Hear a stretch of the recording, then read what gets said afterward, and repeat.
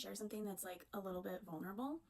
And I don't know if anybody's actually going to watch this, but I think I have gone a little bit too deep in the rabbit hole on this like DIY nail conversation, and I think it's kind of messed up my algorithm a little bit in what is being brought to me, because I just don't think I really want to be a part of this conversation for too much longer. It's gotten really nasty. Yeah. And what's stupid is that I don't think that any of this commentary really even applies to me, really. Like, I'm a nail tech that takes a lot of pride in the quality of work that I provide. I have full books, I have a wait list. Like, my business is growing and thriving, and it's in a place where there's a lot of ways that I'm expanding and things are really looking up. But the more and more that I'm like seeing and reading, it's getting really hard to not take some of this stuff personally, because it's starting to seem like there's like this very disgusting and misinformed, ignorant hatred towards nail techs, and this thing where like people are really like rooting for us to fail.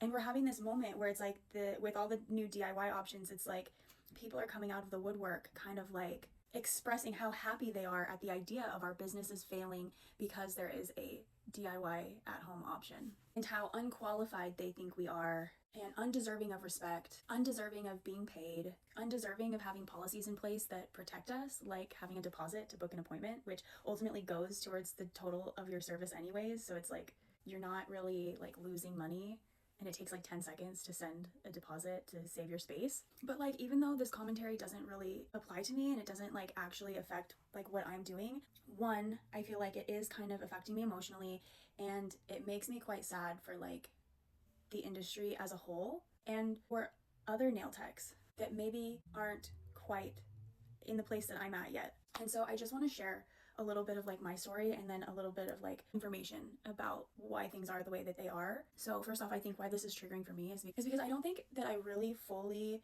chose my career as a nail tech until recently. I think I spent a lot of years just kind of like doing it as a means to get by while still kind of looking for something else for myself. Like, I went to, so some of my personal history is that like I went to school for 6 years for naturopathic medicine. I was this close to becoming a naturopathic doctor and realized that it wasn't actually what I wanted to do. I had been in school for a very long time. I had been masking my neurodivergence for a really long time. I had been working harder than I realized I really wanted to. I was going into a helping career, which I realized was probably going to lead me to burnout, and was a lot more pressure than I really wanted to be under. And also, while I was like really excited about naturopathic medicine, and I'm still like really passionate about like holistic health and wellness and all of that stuff, I came to realize that what was really driving me for so long was this like need to prove that I could do something hard. And therefore, I was making my life harder than it needed to be. And I realized that this wasn't maybe what I wanted as a career, right?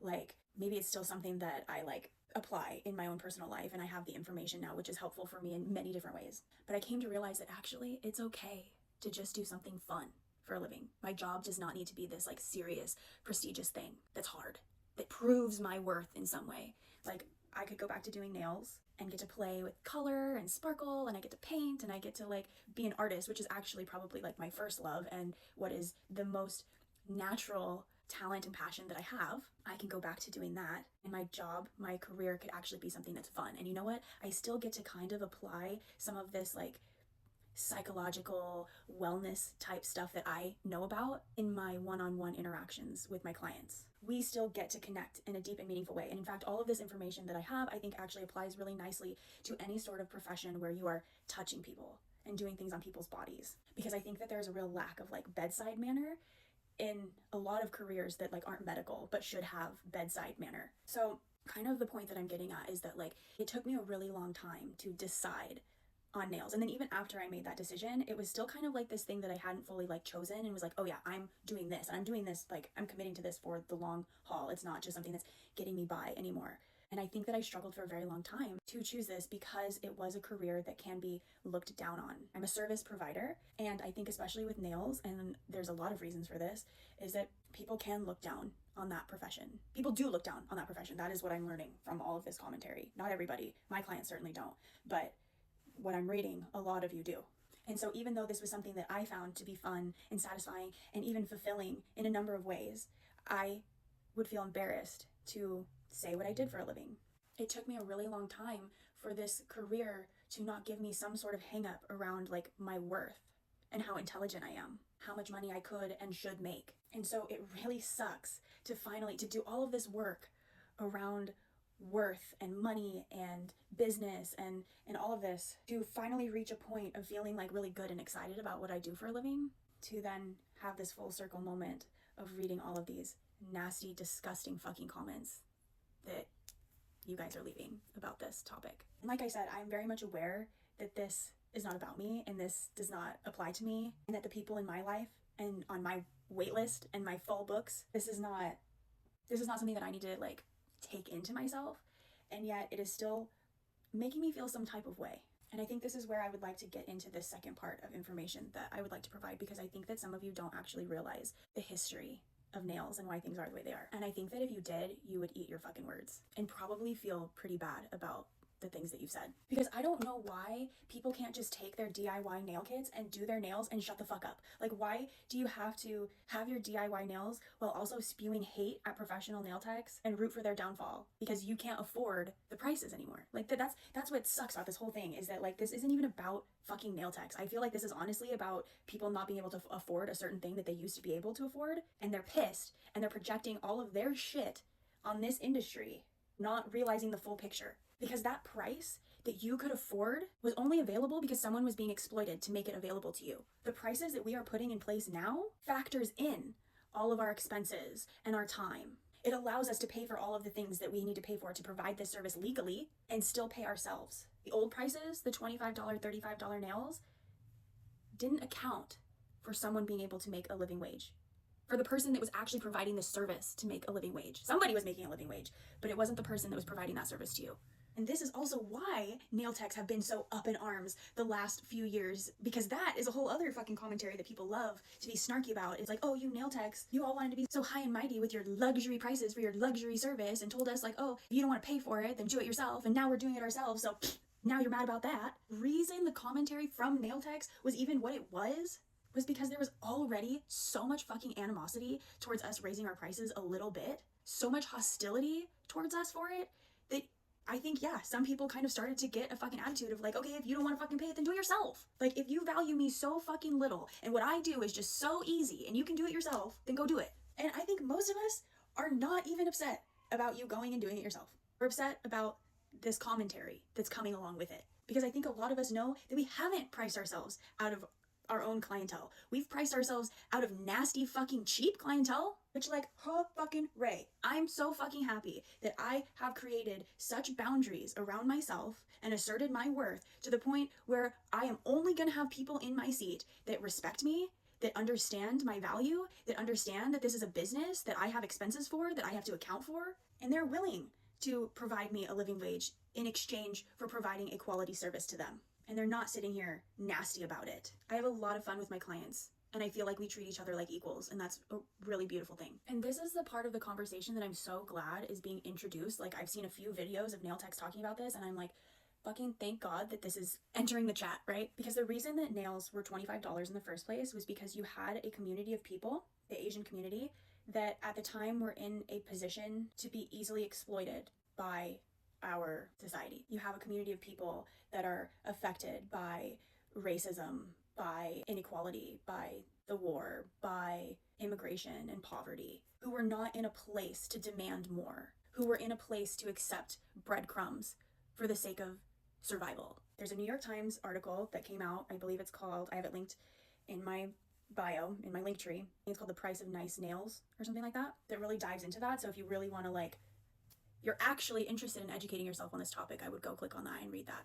But basically, you have this group of people who are predominantly providing nail services who either aren't getting paid or are getting paid like a few dollars an hour to provide this service. And one thing that I learned from my other video that went viral is this is still like very common in the industry, in that if you go work in this walk-in salon environment, they are breathing down your fucking neck to get those services done in 45 minutes. So if you're a person that is in a really disadvantaged position, you have no other option but to accept slave wages or nothing. You can't speak up, you can't demand more. You have to perform at the level that whoever is running the place wants you to perform at. And this is why nail services and this is coming from the complaints that I'm constantly seeing all over the place. I've heard it from my clients, I've heard it from people online, in that there's a general complaint on how nail techs rush the service and the quality isn't very good. And that's why, either because they're having to work under those conditions, or now what has happened is that it has been really hard to recover from those $25 nails. You know, like as things are changing and as you have people coming into the industry that actually who are in a position to fight for a living wage, you have prices going up. But I think a lot of us nail techs have had I've heard it, I've dealt with this, I have talked to other people that have dealt with this. It is very difficult for us to raise our prices. Like you guys think that we're just over here just raising them willy-nilly, like not giving a fuck. No, especially if you're like an independent person. I don't have walk-ins. Like I have to keep my clients in the chair. I have to provide a service that they come back for. And if I lose them, I then have to go find somebody to replace them. I don't just have another person walking through the door. And so a lot of us have had hang up for a long time about raising our prices. And so a lot of us have been undercharging for a very long time. And so then even with people who want to do a good job, there's still like this sense of urgency of like, I gotta hurry up, I gotta get this done in a certain amount of time or I make no fucking money. Like the reason that you have a lot of techs rushing or working from their homes illegally or whatever is because it is really hard to make money in this industry while doing this completely on the up and up. This is why people started going mobile or building she sheds in their backyard or renovating RVs to work out of. Like even for me, I am doing this on the up and up. But I have a very rare setup where I actually have like a commercial business space that is connected to my house that I don't have to pay extra rent for. And that is the only reason that I have been able to survive in this business. I cannot afford to rent a salon space without my prices going up even more. And it's important for me to take my time and provide a quality service. Like I am not willing to rush or cut corners. And so this was the way that I found that would allow me to do that. But if I were to go out and rent a salon suite, my prices would have to go up at least $20 more per service to make up for that. Like rent around here is like at least $1,000. And I think a lot of times for a lot of people, it's actually more than that. Like most nail techs that I know that are like able to survive doing this, they usually have to provide other services or products or whatever to supplement the lack of money that they're making just doing nails. Like you can't just do nails. Like this is the whole reason that I'm even here pursuing social media and trying to get more into like the education side of things, create some courses. Like I have to diversify my income because I feel like I have kind of reached that cap of what I can make on one-on-one in-person services without completely burning myself out, which I'm also not willing to do. But now we are coming into a place where we have nail techs that are finally starting to actually charge a number that allows us to account for everything we need to account for and also take some of the pressure off of needing to rush and be able to provide you a quality service, to take our time with you and still get paid for it, be able to pay our bills. And to be quite honest, I feel like if people saw my prices, their initial reaction might be that I'm just greedy and I must be fucking balling out of control over here. And I'm not. I'm actually still undercharging myself because it's really hard for me to ask for more. And because I don't want to lose my clientele. Even though I have a wait list, one, I really like my clients, and two, I still have a hang up about it. So I am still working in that place of kind of like being pretty strapped, but I'm at least charging enough that like I can get by. I have enough to pay my bills and a little bit extra, not a lot of bit extra like I would like. And honestly, I think the only reason I have a little bit extra is because of the way that the pieces of my life have fit together and because I fucking budget hardcore. I think that most people, if they actually were trying to survive on my income, would struggle to do that. Sometimes I really want to come on here and just like show my bookkeeping app. And honestly, the only reason that I haven't done that is because of my own shame around it. And also because I feel like there was another commentary that I took personally where this girl was basically saying like, oh, it's not our fault that you guys can't run your business well and keep your expenses low enough to stay in business. And so I guess there's like part of me that feels like, oh, if I show the breakdown of this, then someone's gonna like have that commentary around it. But the reality of the situation is that I actually do run my business like pretty fucking minimally. There's a lot of things that people have in their business that I don't have because I've kind of found like this little workaround to like I have like some sort of like free option or lower cost option, or I don't buy some of the other things that other nail techs buy into. Like my business is pretty bare bones because of everything I've just talked about. Like when I raised my prices last time, oh my God, it was so hard for me to raise my prices like $5 to $10. I literally sat on it for like months stressing about it, even though I really desperately needed it. Like it's just a small increase to ask for, but it would have made a huge difference for me. And I finally like sat down with my boyfriend and he was like, you have to do what you have to do to survive, to be able to provide this service. Like, because what's the alternative? People either pay an extra $5 to $10 for the service or you literally can't provide the service. This is also why I don't do discounts. Like I'm someone that I don't run like promo like that because I already keep my prices as low as I possibly can to like be even slightly comfortable.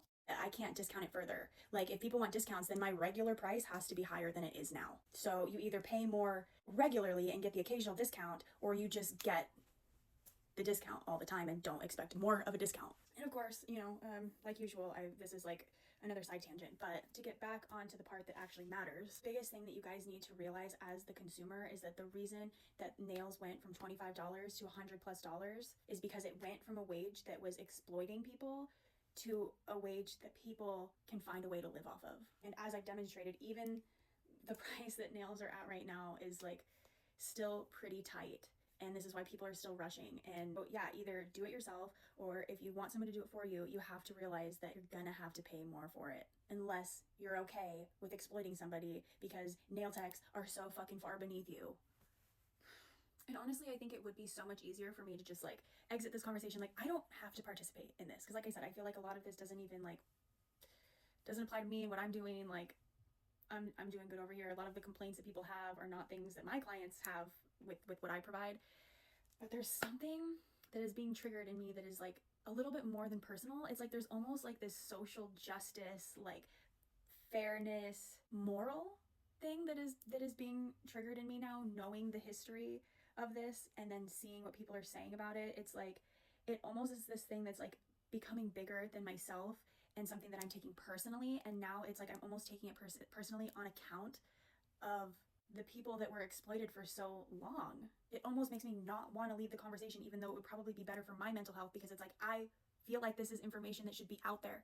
I feel like it would be very white privilege of me to exit the conversation and just mind my business and just do my own thing and not be in it with you guys. So I don't know. I know that this has gotten very long, and I don't know who's all even here with me anymore. And that's the frustrating thing about this, is that like most people, like this happens with all sorts of stuff. It's not even just this particular thing. It's like most people that want to like talk all this shit and spew all this hate, they're not actually interested in even like learning about what they're talking about, like, so I don't know, maybe this is going to fall on deaf ears or like be preaching to the choir, but I guess I just feel like I have to say something and it'll land where it lands. So I guess ultimately I just wish for people to be a little bit more curious about things and like ask more questions about why things are the way that they are. Like, we don't need to walk around this. I know it's hard because of like the culture that we live in. I know it's hard, but I feel like we all really need to try to, like, especially when we're talking about like us, the average person, the small business owner, the independent contractor, the entrepreneur, whatever, like when it comes to us small folk, maybe don't always assume that people are like out to get you or trying to like rape your wallet or like take you for everything that you've got, like ask questions. Why do you charge more for this particular thing? Or I don't know, maybe go to somebody for services that you do trust, because I feel like a lot of my clients, like sometimes they will ask me questions about like why certain things are the way that they are, but most of the time I feel like they trust me and they know that I'm not out to get them, and they know that like I'm not trying to price gouge them, and so they just trust that what I'm charging is reasonable, because it is. I feel like we really need to start talking to each other in a different tone, because things are like so nuanced and it's not so black and white, and there's usually like a history behind things that maybe we don't know about. So I think it's important that we just stay curious and to maybe like just know that sometimes our like first assumptions about things aren't actually correct. Before you go assuming that someone has ill intentions, maybe get a little bit more information. I'm tired. That's all I have to say for now.